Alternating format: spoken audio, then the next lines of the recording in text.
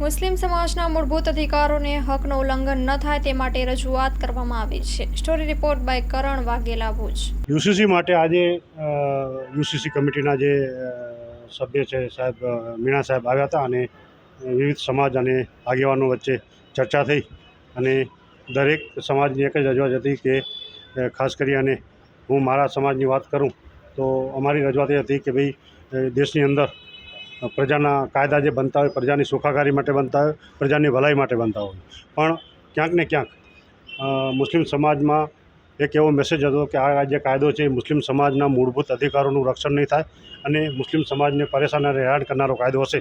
ત્યારે આજે પણ અમારી રજૂઆત એ જ કરી છે કે ભારતના બંધારણની આર્ટિકલ 25 થી 28ની જે દરેક સમાજના પોતાના મૂળભૂત અધિકારોનું રક્ષણ અને મૂળભૂત અધિકાર પ્રમાણે પોતાની જીવન નિર્વાહ, લગ્ન, મરણ, નોંધણી, જન્મ આ તે બધા જે નિર્વાહનો જે આપણને હક આપેલો છે એનું ક્યાંય ઉલ્લંઘન ન થવું જોઈએ.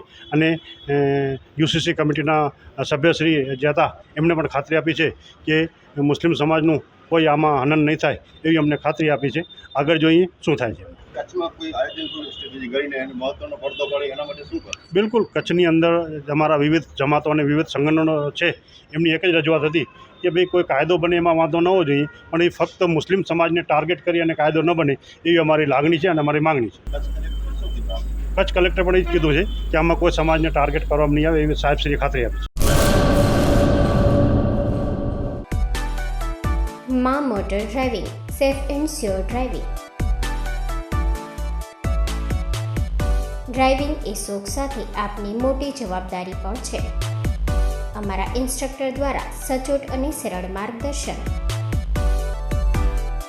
આપની રોજની તાલીમની માહિતી મેળવીને શું અધુરાશ છે એના ઉપર પૂરું ફોકસ કરાય છે.